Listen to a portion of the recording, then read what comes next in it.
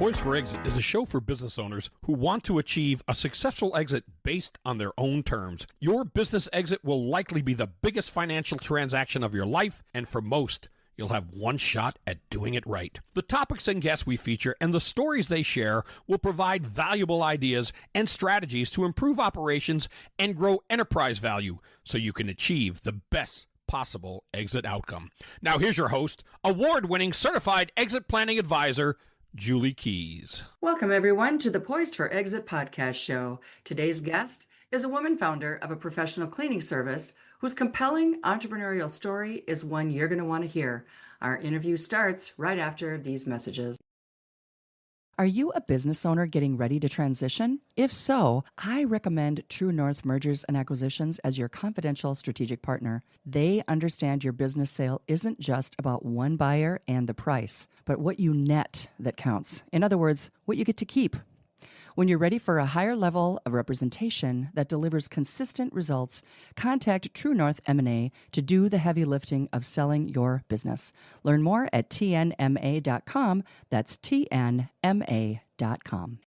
Thinking about selling your business in the next few years? Don't wait to start planning. I've seen too many business owners wait too long and regret it. Freedom Financial Partners are financial advisors who specialize in exit planning for business owners, helping you reduce tax surprises, protect what you've built, and quantify how much you need from the sale. Their proven process helps you think beyond your business so you can move forward with clarity and confidence.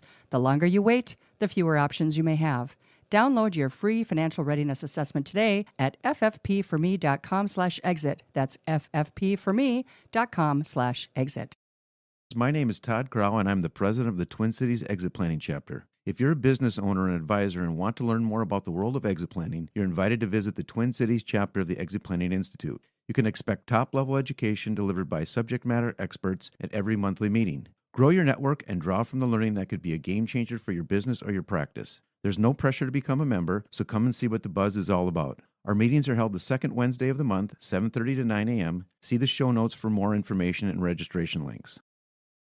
Exiting your business is a big deal, both financially and emotionally.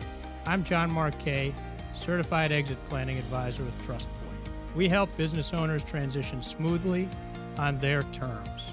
Our focus is on maximizing value, minimizing stress, and giving you confidence in what's next. Whether you're selling or passing the torch, we make the process seamless. Start planning today at trustpointinc.com. That's trustpointinc.com. Hello, Poised for Exit listeners. We are here today with Esme Miranda, who's the founder and president of Squeaky Services, a commercial and residential cleaning and painting company. Esme, welcome to Poised for Exit. Thank you so much for having me. I'm so glad that you could be here. I love when I get to feature women entrepreneurs.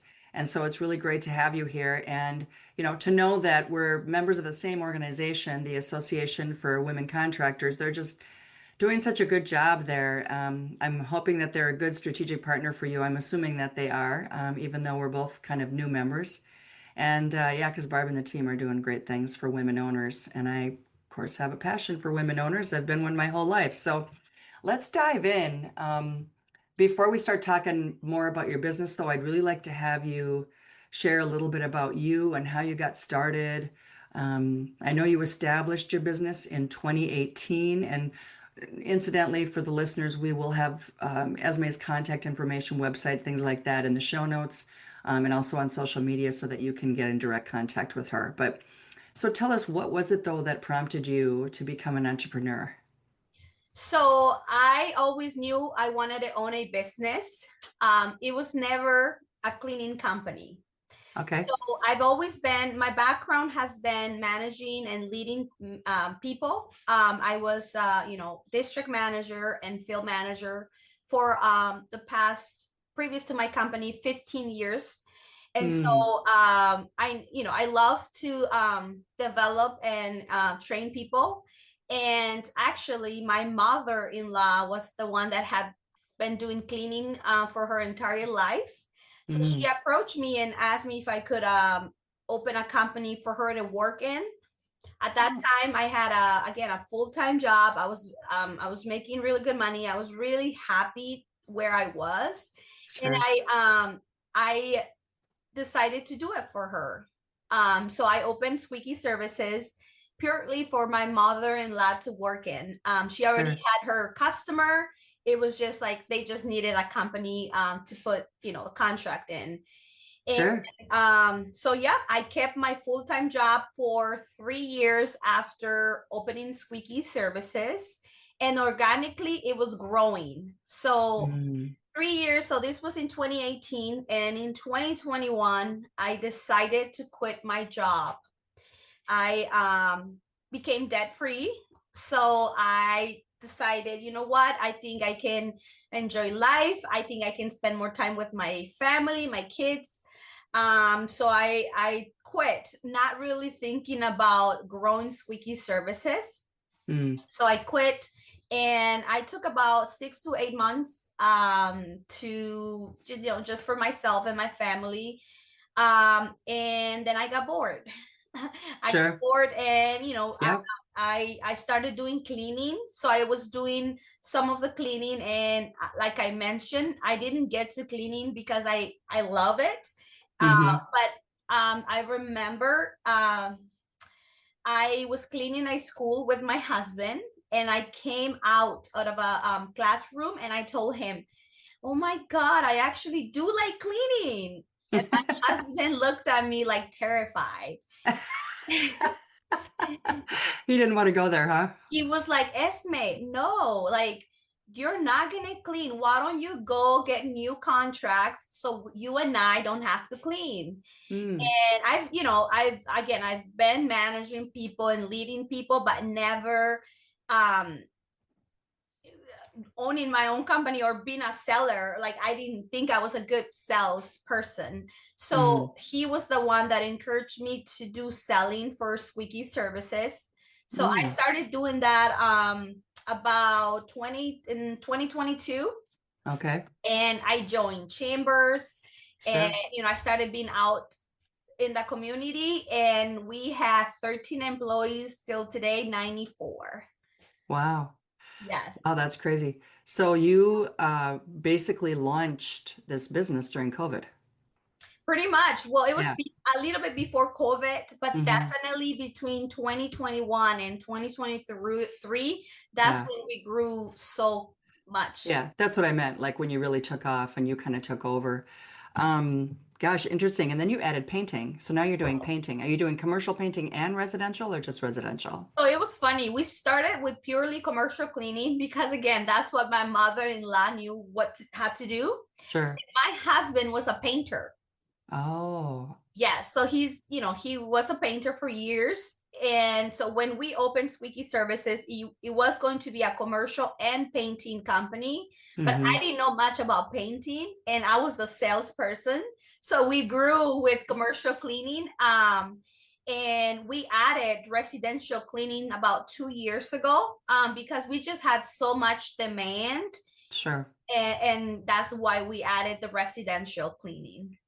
No, I think that's really smart. I read on your website too that all of the people who work for you are employees, they're not contractors, which of course gives you better control, right? And everybody goes through a background check, which is super smart. So no wonder you're busy. I'd like to maybe a little bit of a breakdown on the journey, right, to get from where you were to where you are now, because I know that there's some very interesting things that occurred and some things that you experienced and lessons and things like that. So let's talk about that, and then we'll run into like a breakdown of your services and talk about that too. Yes, so definitely the journey was, I'm still in shock. I cannot Mm, believe we continue to grow this quick. But I think it's the way we take care of our employees and our customers. of course. Them two are the first for the company. So we have policies in place for both. For our customers, we have a 2-hour resilient. So like if anybody reaches out to us or call us, somebody in my team will get back to them in 2 hours. And Mm, if there is a complaint concern, somebody in my team will be in their building within 4 hours. Mm, And so this is different from a lot of cleaning companies, and yeah. because yeah. And we also have a site visit. No matter how large or small your building is, one of my managers will always do a site visit once per month. And if you are a larger customer, we do it twice per month. So that really helps us stay consistent and help us understand exactly what our customers are looking for. And in the other side, our employees, they get a lot of perks. We have 4 offices, and in one of our office, we always have food, snacks for them. And we also, pay them really good, as well as benefits, and, always on their birthdays, anniversaries, and we give them bonus if they get a review. Yeah, so we really strive to take care of our employees, and we have a lot of our people, well, the people that are started with us, a lot of people have been with us, 5 years, 3 years, that we have long retention with our employees and customers. That's fantastic. Yeah. Well, it sounds like you've really laid a great structural foundation and the background that you had prior to, right? Coming into being an entrepreneur, you were managing people, leading people, like you said, training people. Boy, that's a fantastic background for what you're doing right now. And you said you always wanted to be an entrepreneur, so couldn't have been easy though. Like you said, you were managing a full-time job. You got a family. Any obstacles that you ran into being a woman entrepreneur or a minority? I honestly don't like to focus in negativity, so I'm sure there Good. were. I just didn't really pay attention to it. Water off a duck's back. Yeah. Yes, I'm the type of person that anything that happens to me, I see it as an opportunity of learning and an opportunity of just get better at whatever Mm, situation happens. So yeah. I think for the most part, everything has been positive. Obviously, the growth, I think, was probably the biggest challenge, because Sure. we went from cleaning small buildings to now like government buildings, state buildings. There had to be a lot of different training, and there had to be more policies in place, so that Hmm. we always stay professional. I think that was the biggest challenge, because I am coming from a background of a large company, and Sure. most of my managers grew within Squeaky Services, so they didn't really have much of organization or a way. Like, they just thought, Sure. this is how we've been doing it, this is how we're gonna do it. So I think that was the biggest challenge, making sure that everyone saw what I was seeing. And now that we have it in place, I don't know if you know what EOS and SOPs are. Hmm. That has Oh, been the biggest, uh, sure. I don't know, it's just a huge difference between when we didn't have it to today that we have it. We're more organized. They're not second guessing themselves. They know where to look, what to do if whatever, like if this happened or that happens. Yeah, that's super smart. Like I said, you're laying the foundation and structure for your ability to scale, right? And you're going from a smaller business to a larger business. That's so smart. I'm so impressed and I'm so happy for you. I'm sure that after this episode, you'll end up with a lot more new business, which is good. I hope that that is the case. So let's break down the business, the services. I'd like to know more about like who's the ideal customer. I know you have 4 locations. Wow, that's amazing. And so you're able to serve many parts of the Twin Cities metro area because of that, which I'm sure for your average cleaning service with just a few people, they're going to kind of limit themselves to certain geographic areas, but you don't have to do that. So let's talk about the ideal customer on the commercial side and then residential, and then how does the painting get wrapped into that? Yes. So primarily, again, we focus in commercial cleaning. That's where I spend a lot of my time. So some Hmm. of our commercial customers, we have a lot of large schools, Again, Okay. we work for 4 counties. So we work for cities and, just normal office buildings, hospitals also. And the reason why we focus in commercial cleaning is because we get in with the janitorial cleaning, but they a lot of times have floor, they have carpet, and they have Sure. walls. Right. So we can cross sell our service. And I am the one that believes that if a customer is happy with your service, they're more likely going to use you for other services that you offer. Absolutely. So just to name you some of our customers, like I said, Ramsey County, Washington County, St. Croix County. I have hard time pronouncing, but Creighton Derman Hall school is one, Prescott High School and middle school. Yeah, so we have, we also do, again, hospitals. And actually, I just got an email from one of our customers to Salmon Mall, which is Albertville. So yeah, we are very customizable. We also clean for farmers insurance every other week or once a month. We could be in your building Monday through Sunday, like we are in most jails, but then we can also do once a month or once a quarter. So we're very customizable because of the size of our team. We can pretty much fit most customers. But yeah, so and then and that's where the painting kind of goes.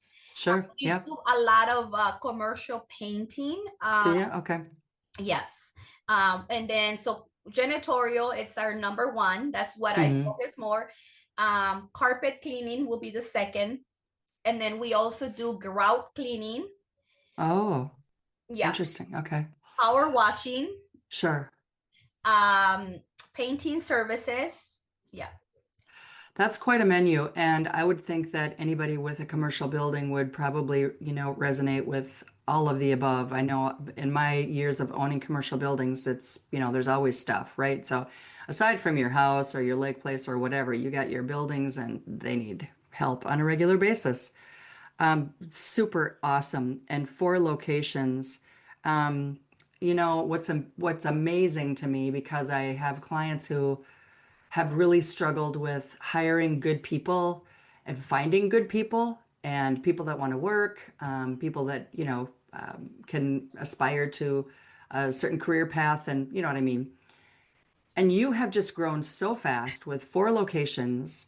So what is your secret to success in finding these great employees that you've, celebrated the long-term relationship with and are so customer centric?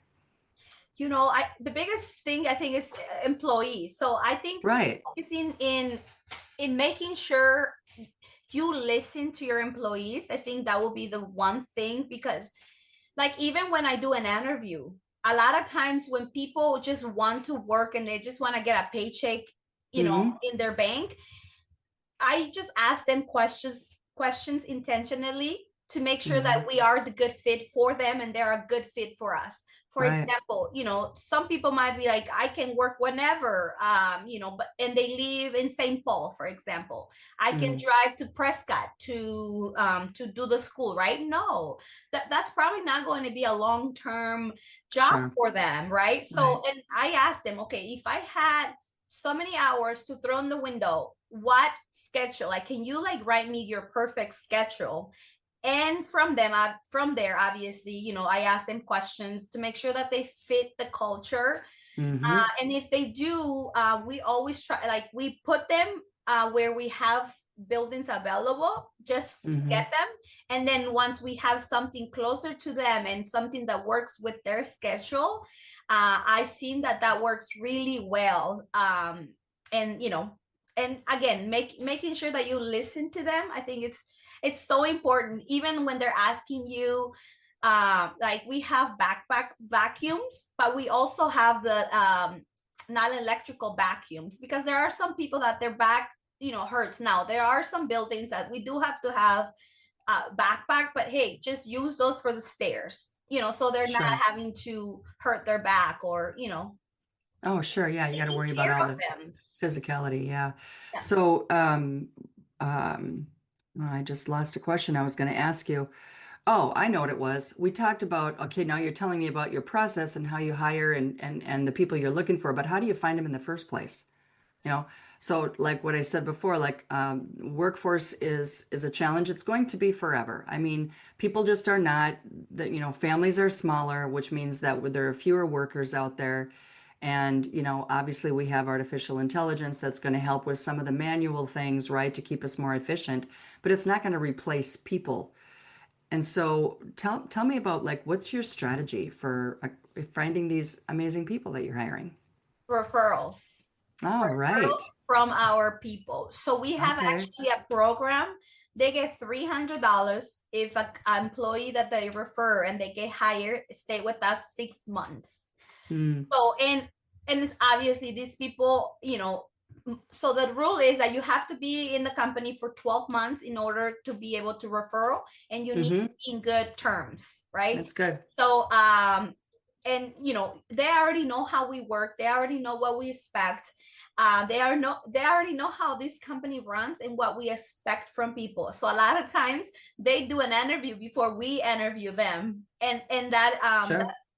so we have a group message. We use an app where I can send a video or a text message, and it gets to all of our employees, and we let them Sure. know, hey, we're looking for someone in Cambridge or St. Paul, and then if they know somebody, they, hey, I had this person apply, because they have to apply through our website. I had this Sure. person apply. I would really appreciate if you interview them. And we always 100% prefer referrals. So like if they come through from someone that works in the company, they get priority. Sure. That's really smart. I love the hiring incentive. I think that yeah, because obviously people hang out with people that are like them. And so if you have really great people that work for you, they're going to hang out with really great people. Yes, yeah, and Yeah. honestly, it really works, and Mhm. they're Yeah. excited about like letting their friends and families know. We try to put not family together, not friends together, because that can Sure. be messy. Right. They Um, might have too much fun. yes, but definitely, Sure. we always give them priority. Yeah, that's great. That's great. Well, so one more question here before we wrap up. Um, you've been a woman entrepreneur now for 7 years, and you've learned some things. I know I sure did when I founded my companies. Some things I learned the hard way. Um, for the women out there who are listening, who are either in the throes of starting up a company or thinking about it, or are in the middle of a long-term relationship with owning a company, are there some things that you could recommend to our listeners, male or female, but focusing on women at this point? Yes, I would say if you haven't started, do it. Mm, And if you have it and you think you feel stuck or you feel like you could do better, go bigger. Go get it. Don't be scared. As you can hear, I am not, English is not my first language. So when I started networking, I was really scared because I felt like mm, people wouldn't understand what I said. And I just mm, didn't feel like I fit. But mm. no, it's about your attitude. It's about what you put out in the universe. Every morning, get up and give thanks to all the things, no matter if it's a good day or a bad day. Just see it as an opportunity to learn, to get better. And I would say just don't give up. Like, you have a dream, go get it. Don't let Mm-hmm. no one or nothing discourage you from it. Yeah, I honestly I cannot, like, when you say 4 locations and I'm talking about how many, like, I'm still in shock, but you know what? I worked for this. I Yes, you did. deserve it. Yeah. And I'm telling you, there's a lot of women that we are scared to do it, because we are scared, not so much because of the hard work, but because we think we're gonna fail. We think we're not gonna Yeah. be able to do it. And it's like, well, you're not gonna know. Just try Right. it. Right. Yeah, I love that. And yeah, I think that that is kind of an issue sometimes with women is just the lack of confidence. And it doesn't sound like to me like you have a problem with confidence. And honestly, the confidence just kind of will support the belief, right? So if you believe that you can, you can. And you clearly believed and still do. So proud of you. I think it's awesome keep growing, keep dreaming. And thanks so much for being on the show, Esme. I really appreciate it. Thank you so much for having me here. Absolutely. We'll see you again. And thanks to our listeners too for joining us and for sharing this episode. And please join us again next time.